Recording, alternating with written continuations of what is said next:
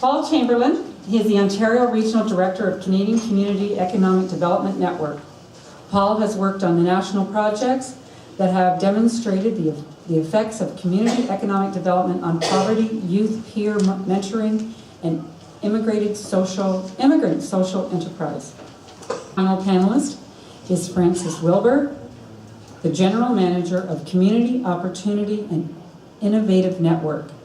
She's from Peterborough, a local non-profit community economic development organization. Frances provides leadership to 3 social enterprise researchers new to community economic development and social enterprise communities in Peterborough area. Then we're going to talk a little bit about opportunities for municipal involvement, some of the things that we've been seeing happening in rural municipalities. And then this will be a little bit more of an interactive session. So throughout the session, if you have a question, we'll try to manage the conversation so that we have enough. We'll gain insight into where social enterprise fits into the municipal mandates. And you'll learn about some case studies in social enterprise and how municipalities can be engaged now and can be involved in the future. So welcome this morning, and I'm going to turn it over to... Organizations are an important component of those communities and contributing to the resilience of the communities. But it's also about developing regional systems to support social enterprise development, and that includes skill building around social enterprise development, but also an infrastructure for investment in social enterprise. So looking at people within the local community, organizations in the local community that can invest in social enterprise. So that could include the CFDCs, United Ways, community foundations, and so on. And then also, particularly as many of us are getting a little bit gray-haired, the emergence of new practitioners are really important. And so some of that is definitely students through the universities, and the university connections, university and college connections are really important. But then also business developers within communities who maybe have been thinking more in terms of traditional business, then looking at, okay, what about the social business idea? And also then people who are community developers, who maybe haven't thought in terms of business in the past, looking at how they can actually use the business model to in community development. So working for that whole emerging practitioner. And then new knowledge, and part of that is research, again, sort of university-based research, but also new knowledge through what we call community of practice, the people in the communities that are doing the work, sharing the information and sharing the knowledge. And then finally, important to link in with the urban communities as well, and to say, okay, where are the commonalities for social enterprise in rural communities and urban communities, but also what's unique about working within rural communities particularly.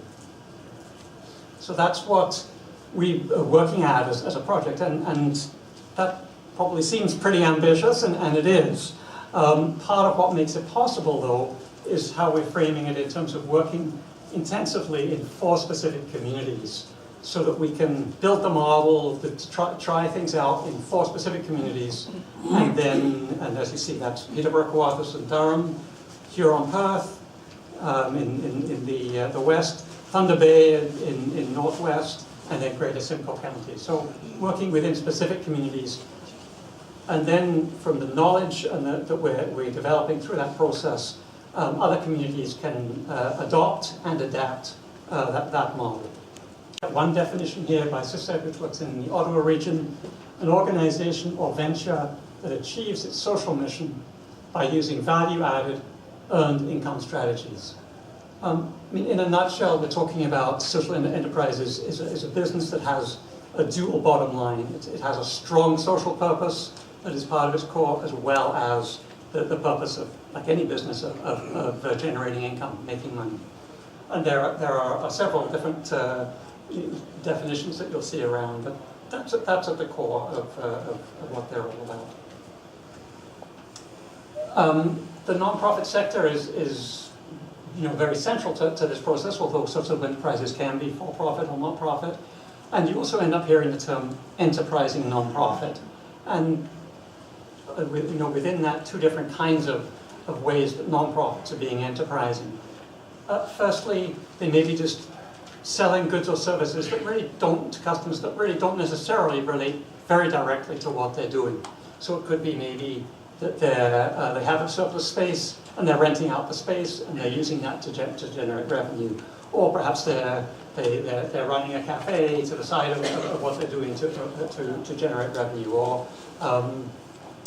could be an art gallery that's operating a gift shop at the side of what's a non-profit organization, but it's doing something to generate revenue. But then you also get the social enterprises that have this dual purpose right in the business that they're doing, where they're generating income and revenue from the sales, but they're doing it in a way that's actually fulfilling their mission.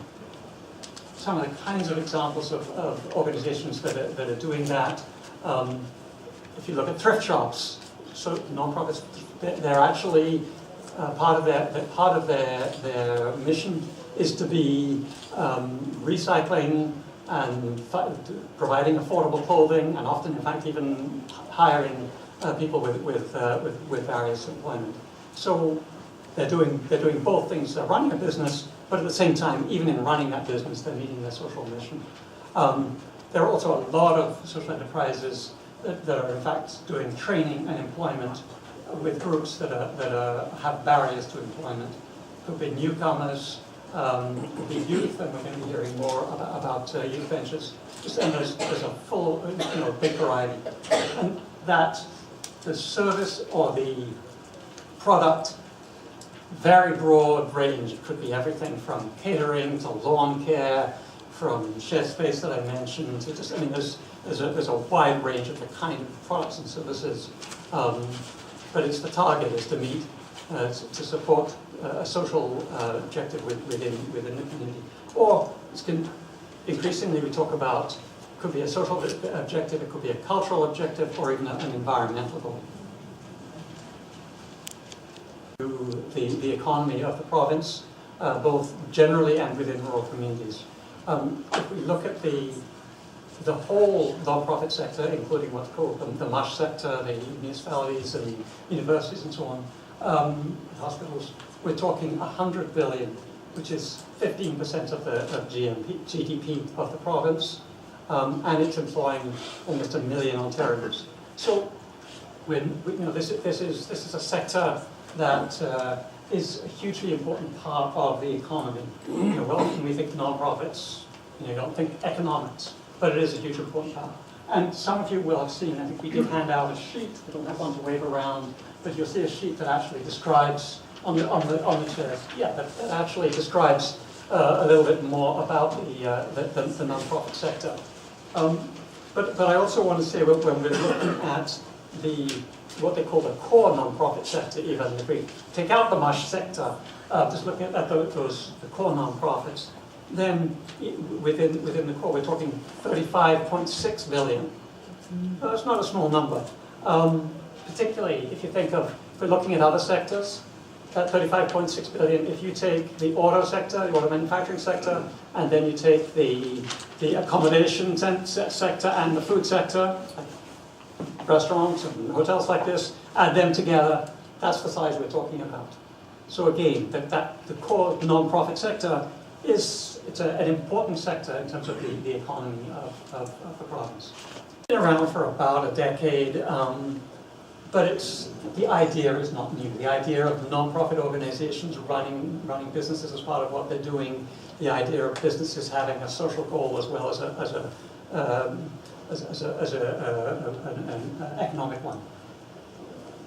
In the survey that we're going to talk about in a little while, the oldest one that we found was in fact Kingston Farmers Market, established more than 230 years ago. So, and farmers markets, the actual market themselves, are non-profit social enterprises in many cases, in most cases. So yeah, they've been around for a long time.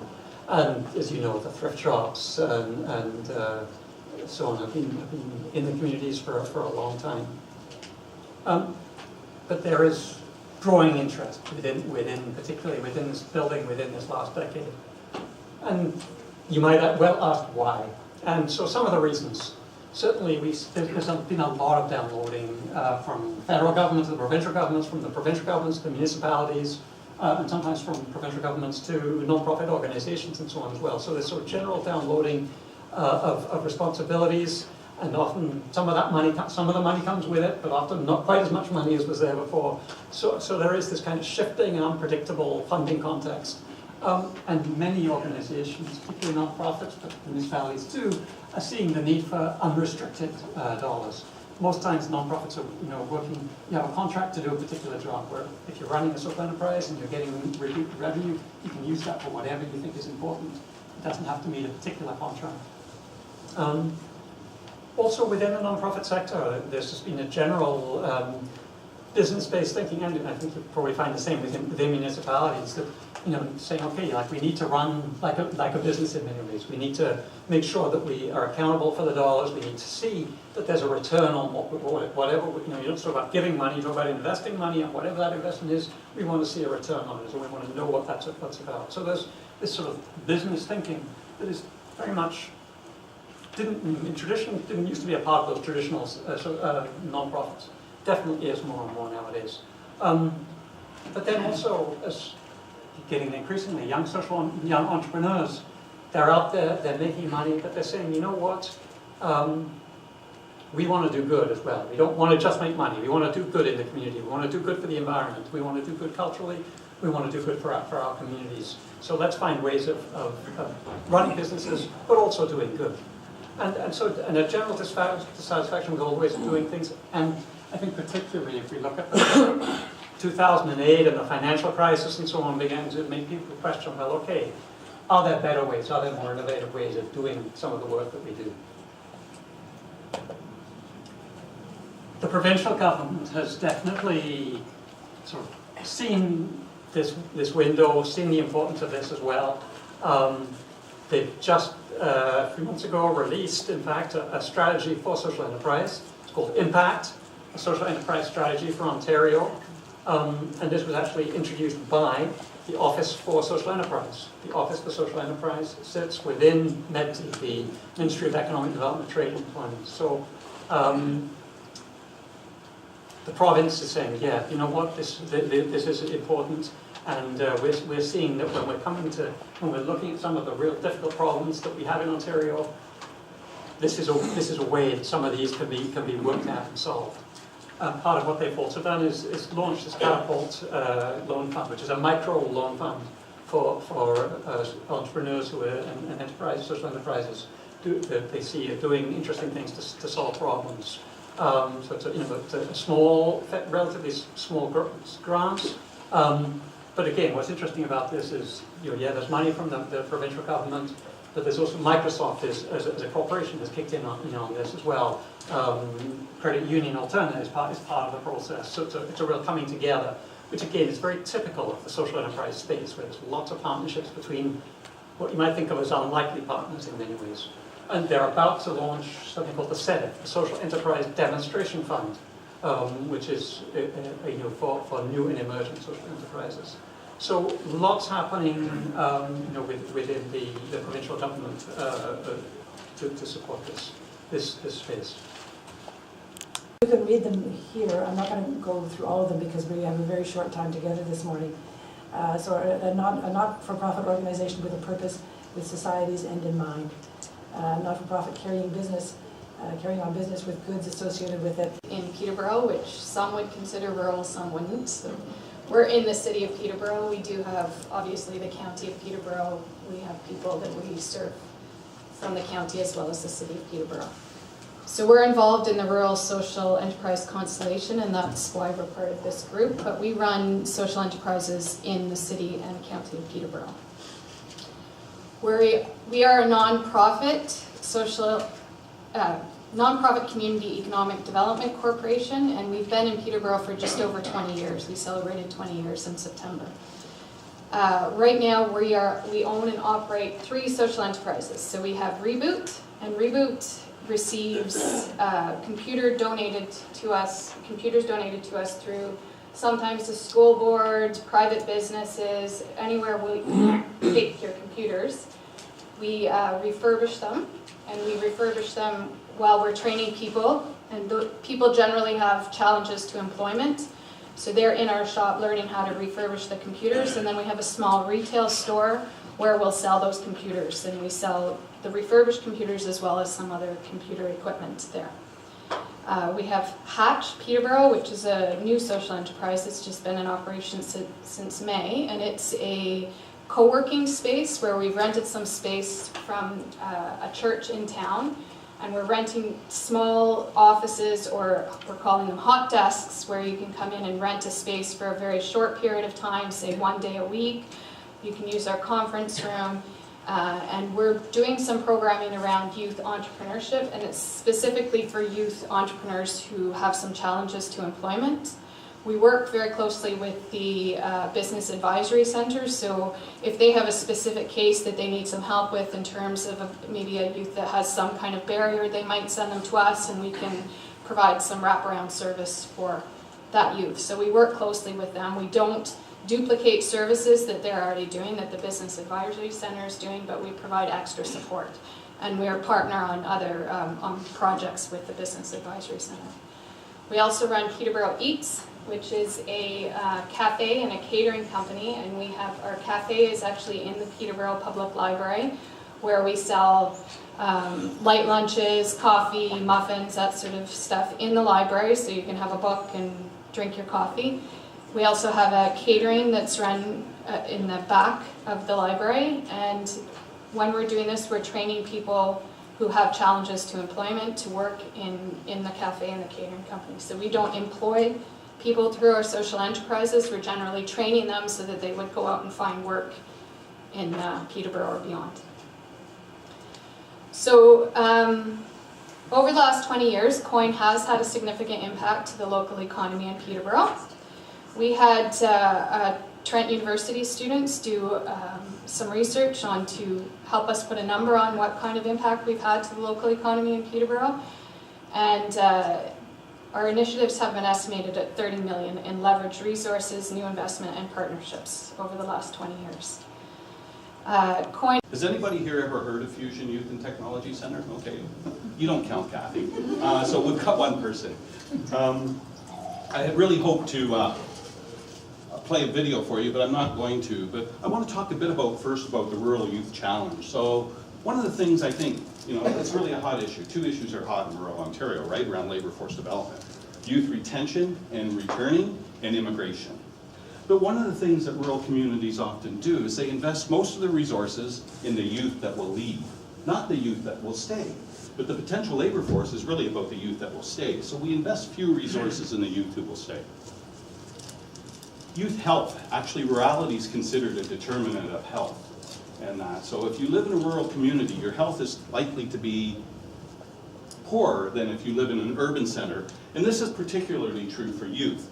So rural youth have higher morbidity and mortality rates than urban youth. They're more likely to engage in substance abuse, and there are higher suicide rates per capita of youth and adults in rural communities. In fact, the smaller the community, the higher the suicide rate. So this is where I was going to show you this wonderful video of Fusion, but I don't have an internet connection in here, so I apologize for that. But I'll do my best to describe it a bit. It's a municipally owned facility, so it's run by the town of Ingersoll. It's funded through the town of Ingersoll, and it's situated within Parks and Recreation. It runs a whole host of programs, a lot with technology focus. I'd really encourage you to have a look at it online on YouTube. It's really worthwhile seeing. They have graphic design, they have photography, they have video production. They have a sound recording studio that makes me eat my heart out. I wish I would have had that when I was a youth. It's a professional studio that the youth get to go in to record their own music, to learn how to produce music. They have a really progressive art program. They run fitness program. They run a culinary program out of there. It serves as a drop-in center, so there's a TV, there's pool tables, there's a skate park, there's athletic field, there's a gym, and so it's a very comprehensive sort of place. They also started a couple years ago the Sure Start program, which is actually, Fusion's actually geared towards youth between 12 and 18, but the Sure Start program actually targets youth between 15 and 29, and it's really about the hard to employ youth. And that program's run in partnership with the Community Employment Services. So Fusion's development really came about as a result of youth being identified as one of the strategic priorities for the town. The community purchased a school. I remember being involved in initial discussions. I remember sitting in this dirty old school with the person who was about to start up Fusion. We actually did their original youth engagement. So it started in 2 rooms, now occupies 18,000 square feet, and runs numerous programs. And they also run through 3 social enterprises. They run a graphic design business, they run a sound production business, and they run, one program I didn't mention was the E-Waste and Rebuild It program. So those programs are really geared to develop skills in youth, but at the same time to provide employment for them. And on a daily basis, they get between 80 and 115 youth. They're open daily, or I should say daily. They're not open Sunday, but they're open the rest of the week. They open at 2:30 after school gets out, and they're open on Saturdays. So there's a diversity of programming, provides opportunities for youth to choose the programs and engage in learning that's meaningful to them. One of the things that this is really important about is developing a sense of agency that they have. Youth learn to work towards specific self-identified goals and develop a work ethic and a capacity to regulate their behavior, both in terms of learning and in terms of social interactions. Youth experience relationships with adults, and I can't emphasize how important this is to the youth there. That the relationships that they establish with the adults, with the staff, provide them with confidants, they provide them with mentors, places to go. We had a lot of youth tell us that when something's bugging me, Fusion is the first place I go, when they seek out particular staff members that they've established relationships with. Youth have positive relationships with other youth, and they escape the whole sort of idea of the cliques. How many of you have teenage children in here? You know what I'm talking about when I'm talking about the cliques? Yeah, you know, and so those types of divisions seem to be transcended. They don't translate out into the community, but while they're at Fusion, a variety of different youth interact with each other in very positive ways. Youth recognize they have choices, and hence reconceptualize their relationship to the world and to their future, seeing new opportunities and possibilities. So Fusion and their participation in Fusion has really stopped them and saying, gee, I never even thought about this. I didn't know that I could do something like this. So it's really positive in that way. They report enhanced self-esteem, escape the bad side of Ingersoll, and what they're really talking about there are drugs and petty crime and vandalism, and I'm going to talk a bit about crime in a minute. They report feeling ownership and responsibility for Fusion. So they have a real commitment to Fusion. Fusion is very youth-driven. I'll give you an example. When they decided that they wanted a recording studio, they went to staff and said, we'd like a recording studio. And what they were really talking about was a computer that they could record their music on. Fusion staff said, think big, dream big. The youth were involved in the development of the proposal. It was funded through Trillium. The presentation of the proposal, the selection of the equipment that went into the room, and they were even involved in the meetings and negotiations with the contractors. So it's a really full and rich learning experience that those particular youth had. Fosters better relationships with the community. Now I have to confess, most of the adults said this, but few of the youth said this. So youth still felt sort of ostracized from the larger community. They said, you know, we go into a store and there's rules for us and there's rules for adults. Why do we have to check our backpack when an adult will come in after us and not have to check it? So I think there's some things there. We administered a standardized instrument to sort of look at some of the developmental outcomes. So what are the things, the youth who use it simply as a drop-in center don't really optimize the opportunities for their growth and development. And so if they participate in the more structured programs, there seems to be a lot more positive developmental outcomes. The outcomes were around identity work, initiative, and I won't go through all those. But what was really important about that is youth didn't just benefit in one area of those developmental assets. They developed in them all. So they were correlated in a positive way. I should also say that not all youth benefited. Some of the youth who come to the center have come from environments where those things are fostered already. But there's a large population, and we don't have the data yet, but really structured around socioeconomic status that has a lot to do with it. So those who come from the lower socioeconomic status, I would argue or speculate, actually really benefit much more. And those are the youth who are likely to stay in your community. And frequency and duration are predictors of developmental outcomes. So the more often they go to fusion, and the longer they go to fusion, the more they actually benefit in the developmental outcomes. One of the things that we wanted to do was look at, are there other costs averted as a result of fusion? So one of the things that we looked at was at youth crime rates. Youth crime rates at its high in Ingersoll prior to fusion was about 75 per 1,000 youth. It currently is 15 per 1,000 youth. When we looked at comparator communities, it was really interesting. With the recession in 2008, in the comparator communities we looked at, there was a spike in youth crime. It continued to decline in Ingersoll during that time. Fred Priest, who's one of my collaborators in this research and a chartered public accountant, because I can't do this kind of stuff, actually tried to make some estimates. So what you have is 3 different approaches there. In approach 1, that's the most inclusive approach. That includes correctional costs, judicial system costs, policing costs, etc. So there is a reduction of 71 youth crimes, and he estimates that the overall system, there's a savings of $590,000. And for those of $72,000 and $103 to run fusion, that's a lot of money. Somewhere in, I think, about 3 to 4% of the municipal budget or something like that. It's been reduced quite a bit. And they actually cover 51% of the costs. External sources provide $450,000 or 49% of the cost. One of the things that's very special about fusion is while it has a social mission, it's run with an entrepreneurial mindset. And so they really look at how they can do. So this is based on 2012 data, I should mention. Grants accounted for 21%, donations 13%, sales and fees 7%, 4% for lease agreements. One of the really interesting things they do is fusion doesn't open until 2:30, so they rent the space out during the day to the VON, to the Association for Developmental Handicaps, and they come in and utilize that space. Hall rentals, so you can see that if we include, and that was just hard cash. If we include materials and services, it becomes even more significant. So in this case, in November of 2013. And here's my favorite quote. It comes from a youth, or one of my favorite. We're all taught at Fusion to be respectful to everybody and treat everybody equally. And outside, if we see it, if you go to Fusion and you see someone who doesn't go to Fusion picking on anybody, you're like, whoa, that's not right, don't do that.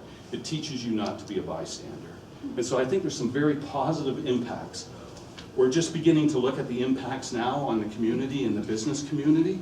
We're also looking at the issues around partnerships. They had a very unique partnership with Fanshawe College, where Fanshawe brought in 2 professors who taught the youth how to do game and app programming. So there's a variety of innovations going on there. So thank you very much.